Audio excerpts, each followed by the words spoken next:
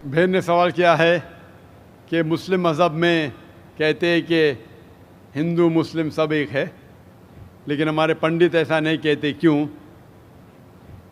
اگر قرآن پڑھیں گے تو جیسا میں نے کہا کہ مذہب اللہ کے نزدیک ایک ہی ہے، اسلام اور کوئی نہیں۔ اسلام مطلب امن حاصل کرنا اپنی خواہشیں اللہ کے احکامات کے مطابق۔ لیکن قرآن مجید میں لکھا ہے سورہ حجرات میں، سورہ نمبر 49 چیپٹر 49 ورس نمبر 13، یا ایھا الناس انا خلقناکم من ذکر و انثی وجعلناکم شعوبا وقبائل لتعارفوا ان اکرمکم عند اللہ اتقاکم ان اللہ علیم خبیر، کہ اے انسانوں، ہم نے تمہیں بنایا ہے ایک پیر سے، ایک جوڑے سے، آدمی اور عورت کے جوڑے سے، اور آپ کو تقسیم کیا ہے قبائل میں تاکہ آپ ایک دوسرے کو پہچان سکے، نہ کہ آپ ایک دوسرے سے نفرت کریں، اور سب سے بہترین انسان وہ ہے جو تقوی رکھتا ہے۔ تو سارے مذہب کے لوگ ایک نہیں ہیں، سارے انسان ایک ہے۔ ایک انسان دوسرے انسان سے اونچا دولت کی وجہ سے نہیں ہے، جنس کی وجہ سے نہیں ہے، عمر کی وجہ سے نہیں ہے، پیسے کی وجہ سے نہیں ہے، لیکن ہے تقوی کی وجہ سے۔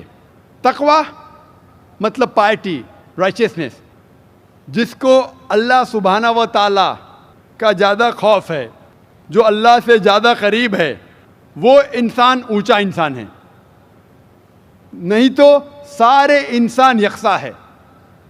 جہاں تک کہ آپ نے کہا کہ پنڈت لوگ یہ کیوں نہیں کہتے کہ سارے انسان سیم ہیں، کیونکہ جب آپ ہندو مذہب کی کتاب پڑھیں گے، وید اور باقی کتاب، اس میں لکھا ہے کہ خدا نے اپنے سر سے پیدا کیا برہمن کاسٹ کو، اپنے چھاتی سے پیدا کیا شتریہ کلاس کو۔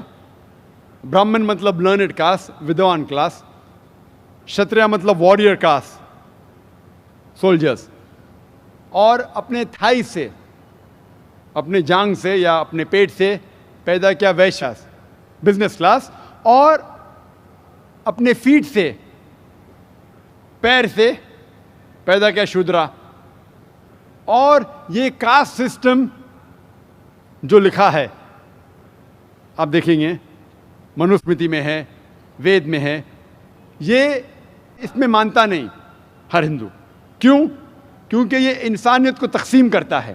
ہمارے اسلام میں سارے انسان، چاہے گورا یا کالا، امیر یا غریب، راجا یا فقیر، اللہ کے نزدیک انسان یکساں ہے۔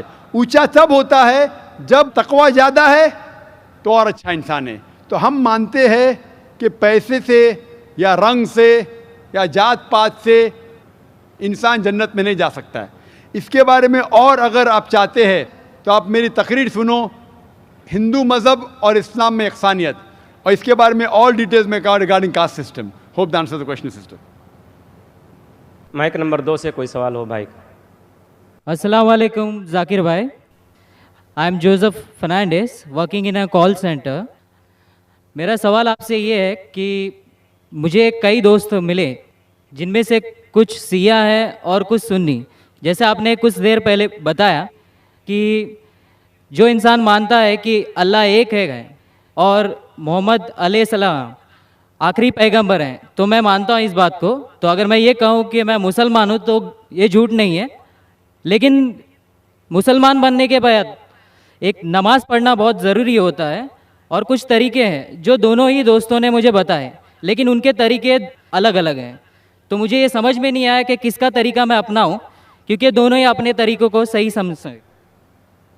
بھائی صاحب نے سوال کیا کہ اگر اللہ ایک ہے، اس میں ماننا ہے، اور محمد صلی اللہ علیہ وسلم پیغمبر ہے تو میں مانتا ہوں، تو اس طریقے سے مسلمان ہوں میں، لیکن میرے دو دوست، ایک شیعہ ایک سنی، اور مسلمان بننے کے لیے نماز پڑھنا ضروری ہے، تو کس طریقے سے نماز پڑھوں؟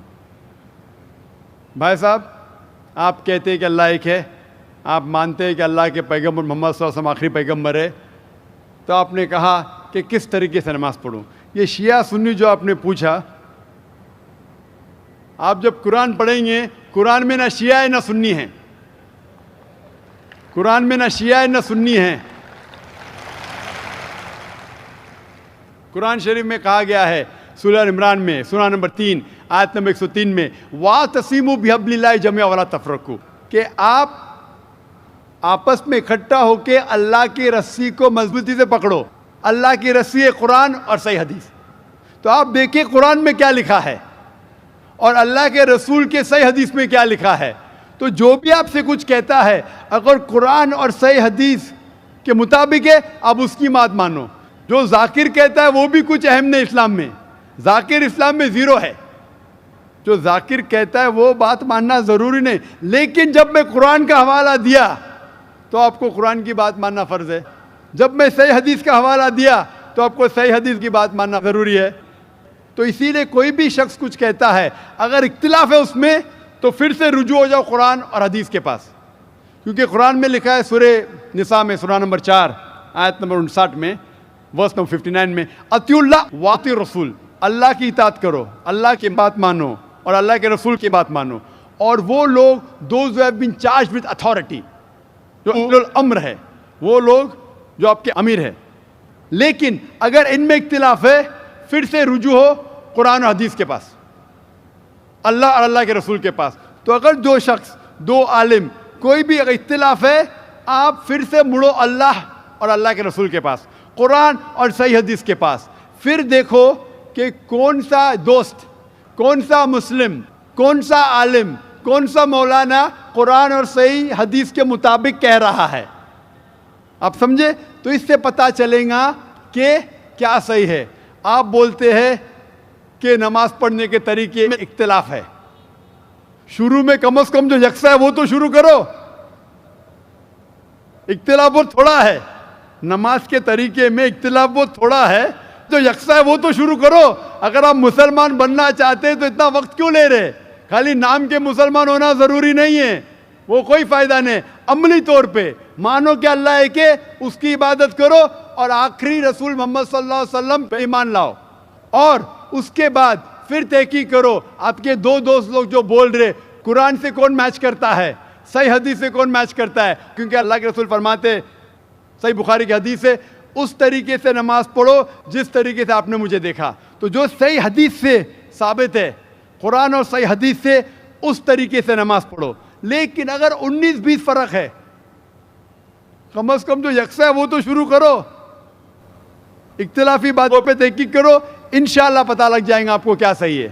تو انشاءاللہ ابھی آپ صرف نام کے مسلمان مت نہ ہو, عملی طور کے اوپر مانو کہ اللہ ہے کہ اور اللہ کے رسول محمد صلی اللہ علیہ وسلم آخری پیغمبر ہے. Hope that answers the question. Thank you, sir.